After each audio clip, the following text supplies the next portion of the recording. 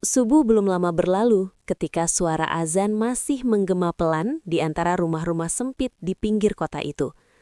Udara dingin menusuk tulang. Namun di sebuah dapur kecil berdinding papan, seorang ibu sudah sibuk menyalakan kompor minyak. Api kecil menyala, menerangi wajahnya yang penuh garis lelah, tapi juga penuh ketejuhan. Namanya Sari. Ia mengikat rambutnya sederhana, mengenakan daster lusuh yang warnanya sudah pudar dimakan waktu. Tangannya cekatan mengaduk adonan kue di baskom plastik besar. Bau gula, santan, dan tepung bercampur menjadi aroma khas pagi di rumah itu. Aroma yang selalu membangunkan anak-anaknya, bukan karena keras, tapi karena hangat. Di sudut dapur, sebuah jam dinding tua berdetak pelan. Pukul 4:15.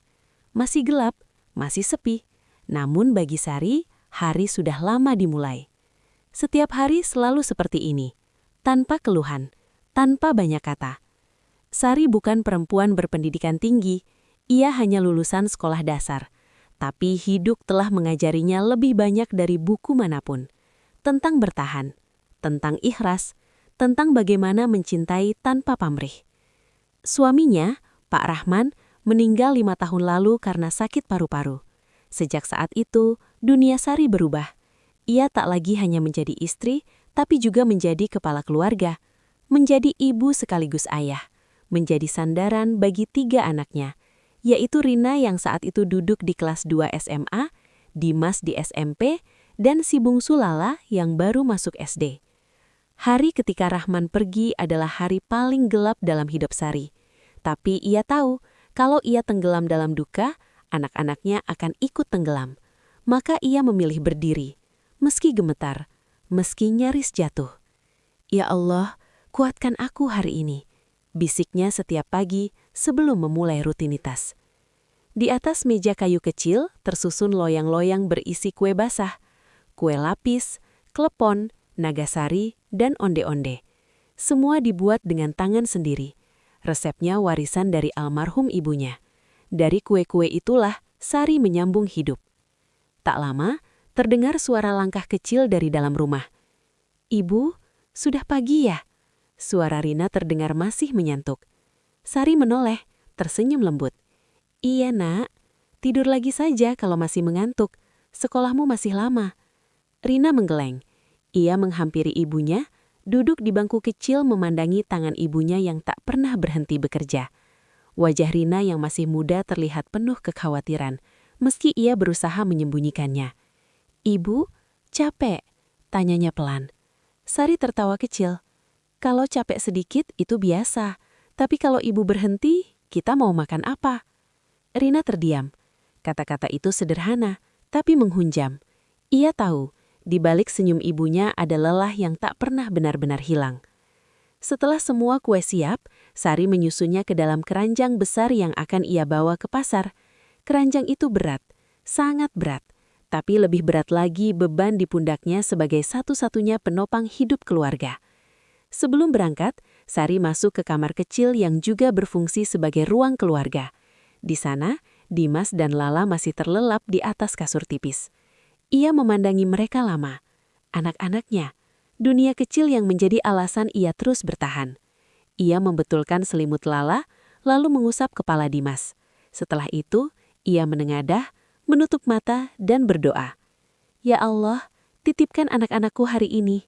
Jadikan mereka anak yang baik, yang kelak lebih kuat dan lebih pintar dari ibunya." Doa itu selalu sama, setiap hari, tak pernah berubah. Di luar, langit mulai berubah warna. Biru tua bergeser menjadi keabu-abuan. Sari mengangkat keranjang kue ke atas kepala, mengunci pintu rumah, lalu melangkah ke jalan kecil yang akan membawanya ke pasar. Langkahnya pelan tapi pasti, seperti hidupnya. Pasar pagi selalu ramai, suara pedagang, derit gerobak, dan tawar-menawar menyatu jadi orkestra kehidupan. Sari mengambil tempat di sudut yang sama seperti biasanya. Ia menggelar tikar kecil, menurunkan keranjang, lalu mulai menawarkan dagangannya. "Kue, kue basah, masih hangat." Suaranya tidak keras, tidak memaksa, tapi entah kenapa banyak yang datang. Mungkin karena wajahnya yang ramah, Mungkin karena kue buatannya memang enak, atau mungkin karena orang-orang bisa merasakan ketulusan di balik setiap potong kue. Seorang ibu muda membeli beberapa bungkus, seorang tukang ojek langganan membeli 2 klepon. Anak kecil merengek kepada ibunya minta onde-onde. Setiap transaksi, Sari selalu mengucap, "Terima kasih ya Bu, Pak," dengan senyum tulus. Uang receh ia simpan rapi di kaleng kecil.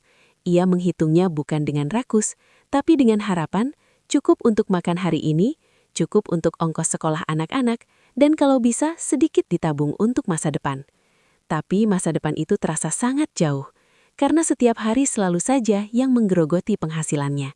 Seragam sekolah yang robek, buku yang harus dibeli, Lala yang sakit dan perlu obat, atau Dimas yang butuh uang kegiatan.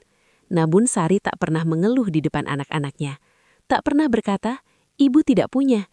Yang ada hanya, "Kita usahakan ya nak." Kalimat itu seperti jembatan, dari keterbatasan menuju harapan. Suatu pagi, ketika matahari mulai naik, dagangan Sari hampir habis. Ia sedang membereskan tikarnya ketika seorang lelaki paruh badan berpakaian rapi menghampirinya. Wajahnya terlihat asing. "Ibu yang jual kue ini?" tanyanya sopan. "Iya Pak, masih ada sedikit. Silakan kalau mau."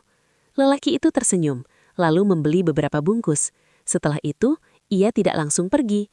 Ia menatap Sari sejenak, seolah menimbang sesuatu. "Ibu, maaf kalau lancang," katanya pelan. "Saya sering lihat ibu jualan di sini, setiap hari, tidak pernah absen." Sari tersenyum canggung. "Iya Pak, namanya juga cari rezeki." Lelaki itu mengangguk. "Ibu tahu, sikap seperti itu jarang dan sangat berharga." Sari tak terlalu mengerti maksudnya. Ia hanya mengangguk sopan. Sebelum pergi, lelaki itu berkata, "Nama saya Pak Hendra. Mudah-mudahan kita bisa ketemu lagi, Ibu." Hari itu, Sari pulang dengan perasaan aneh. Bukan karena uangnya lebih banyak, tapi karena ucapan orang asing itu terngiang di kepalanya. Ia tak tahu kalau pertemuan singkat pagi itu akan menjadi awal dari sesuatu yang besar dalam hidupnya dan anak-anaknya. Sore harinya, di rumah kecil mereka, Sari duduk bersama anak-anaknya. Mereka makan sederhana, nasi, sayur bening, dan tempe goreng. Tapi di meja itu selalu ada tawa kecil, cerita sekolah, dan canda ringan yang membuat lelah seharian terasa lebih ringan. "Ibu," kata Rina tiba-tiba setelah suasana agak tenang, "kalau nanti aku lulus SMA, aku mau kuliah." Sari berhenti mengunyah. Ia menatap Rina. Di matanya ada harapan besar, tapi juga ketakutan yang ia sembunyikan. "Kuliah?" Ulangnya pelan. "Iya Bu, aku pengen jadi guru, biar bisa ngajarin anak-anak kayak ibu ngajarin kami." Kata-kata itu membuat dada Sari terasa hangat sekaligus sesak. Ia ingin sekali berkata, "Iya nak, tentu." Tapi realitas menghantam keras. Uang dari jualan kue bahkan sering pas-pasan untuk hidup sehari-hari. Namun Sari tidak ingin mematahkan mimpi anaknya. Ia tersenyum, mengusap kepala Rina, dan berkata, "Kalau itu niat baik, insya Allah ada jalan. Ibu akan usahakan." Rina tersenyum lebar, Dimas dan Lala ikut tersenyum. Tapi malam itu ketika anak-anak sudah tidur, Sari duduk sendirian di ruang kecil menatap langit-langit yang gelap. Air matanya jatuh tanpa suara. "Bagaimana caranya ya Allah? Bagaimana caranya aku bisa mengantar mimpi mereka, sementara aku sendiri nyaris tak punya apa-apa?" Ia memeluk lututnya, mencoba menenangkan diri. Di dalam hatinya, ia tahu, hidupnya tidak akan pernah sama lagi sejak anak-anak mulai punya mimpi setinggi langit. Dan ia, seorang ibu sederhana penjual kue, harus menemukan cara untuk menggapainya bersama mereka.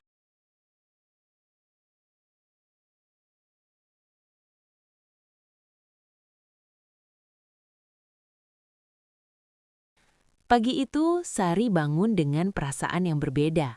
Entah mengapa, dadanya terasa lebih berdebar dari biasanya.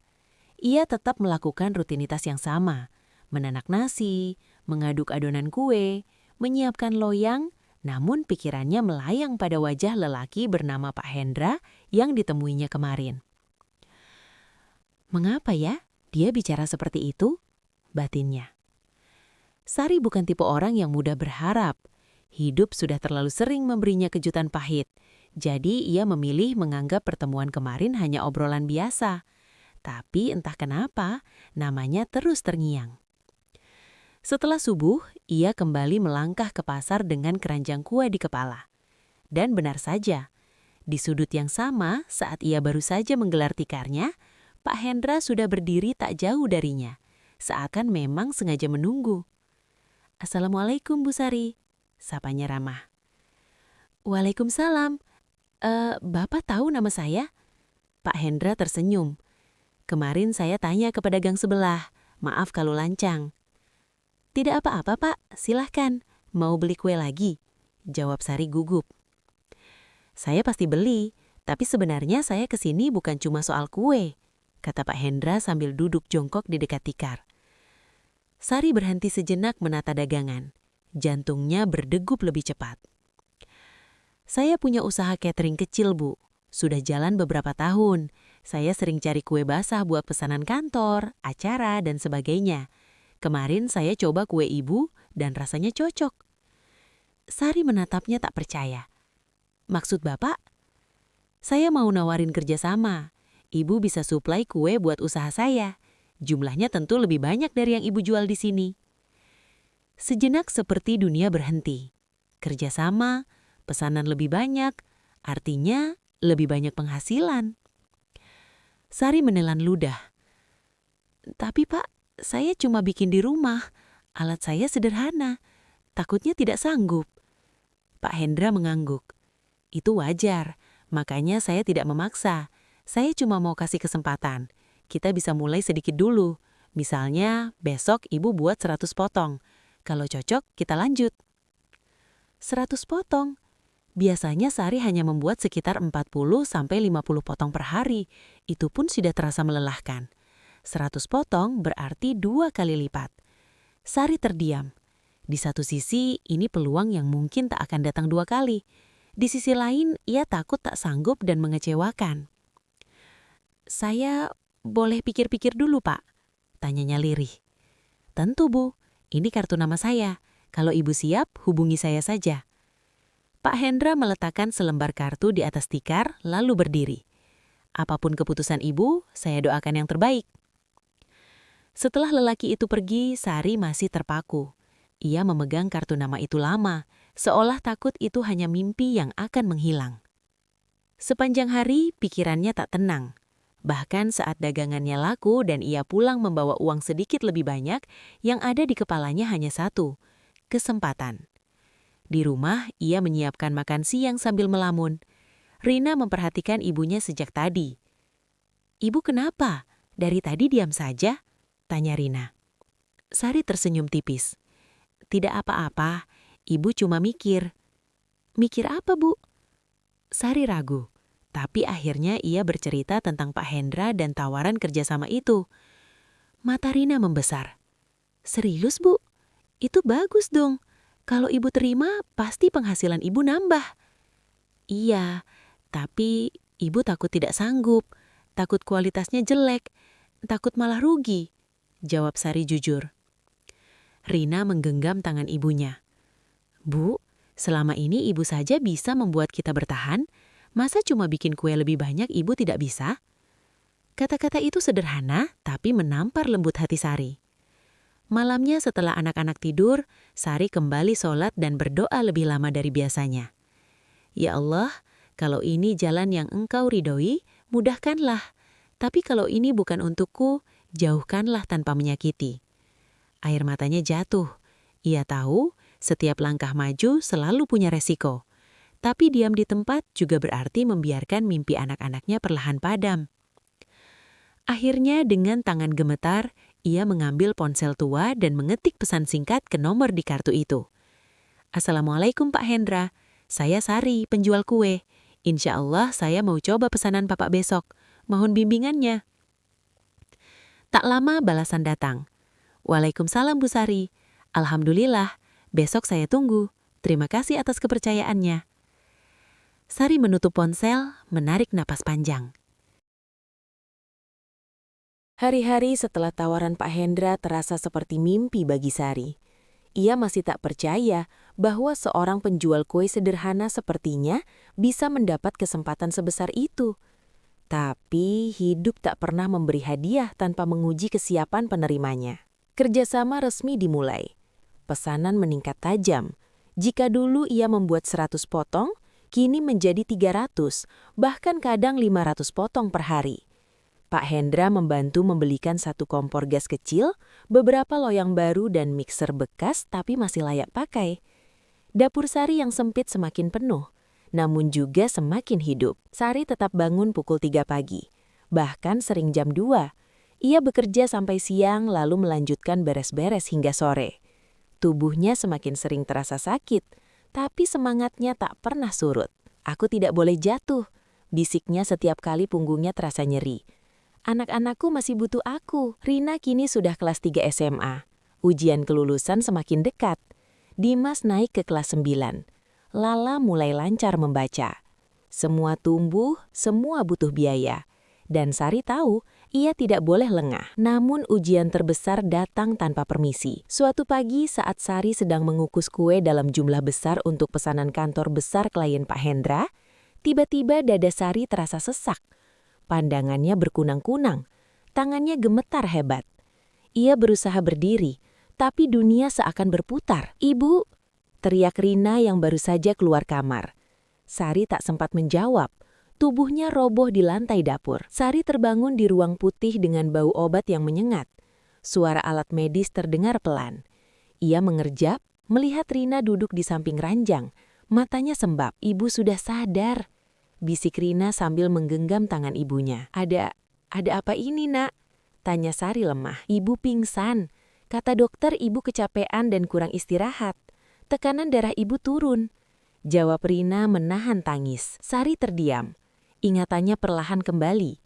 Dapur, kukusan, panas, lalu gelap pesanan.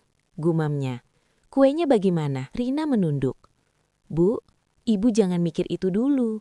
Yang penting ibu sembuh." Tak lama dokter datang dan menjelaskan bahwa kondisi Sari tidak berbahaya, tapi ia harus benar-benar mengurangi aktivitas. Jika tidak, bisa berakibat lebih serius. "Tubuh ibu sudah memberi sinyal, jangan diabaikan," kata dokter tegas. Setelah dokter pergi, Sari memejamkan mata. Air matanya mengalir. "Kalau aku berhenti, bagaimana dengan pesanan? Bagaimana dengan kerjasama? Bagaimana dengan biaya sekolah anak-anak?" Dalam hatinya, ia takut. Takut semua yang sudah ia bangun runtuh begitu saja. Pak Hendra datang menjenguk sore itu. Ia berdiri di dekat ranjang, menatap Sari dengan wajah penuh kekhawatiran. "Bu Sari, saya dengar dari Rina. Maafkan saya, mungkin saya terlalu menambah beban ibu," katanya. Sari menggeleng lemah. "Tidak, Pak. Ini bukan salah Bapak. Saya yang memaksakan diri." Pak Hendra menarik kursi dan duduk. "Bu, dengarkan saya. Kesehatan ibu jauh lebih penting dari pesanan apapun. Kalau perlu, kita hentikan dulu kerjasama sampai ibu pulih." Kata-kata itu seperti pisau bagi Sari. Ia tahu Pak Hendra tulus, tapi hatinya tetap terasa perih. "Kalau saya berhenti, Bapak tidak kecewa?" tanya Sari lirih. Pak Hendra tersenyum lebar. "Saya lebih kecewa kalau ibu memaksakan diri lalu kenapa-kenapa. Rezeki bisa dicari lagi, Bu. Tapi ibu bagi anak-anak ibu tidak tergantikan." Mendengar itu, Rina tak bisa menahan tangis. Ia memeluk ibunya. "Bu, tolong, jangan terlalu keras sama diri sendiri," isaknya. Sari memejamkan mata. Saat itulah ia sadar, selama ini ia berjuang demi anak-anaknya. Tapi ia lupa bahwa anak-anaknya juga butuh ibunya tetap hidup dan sehat. Sari akhirnya pulang ke rumah setelah 2 hari dirawat. Ia harus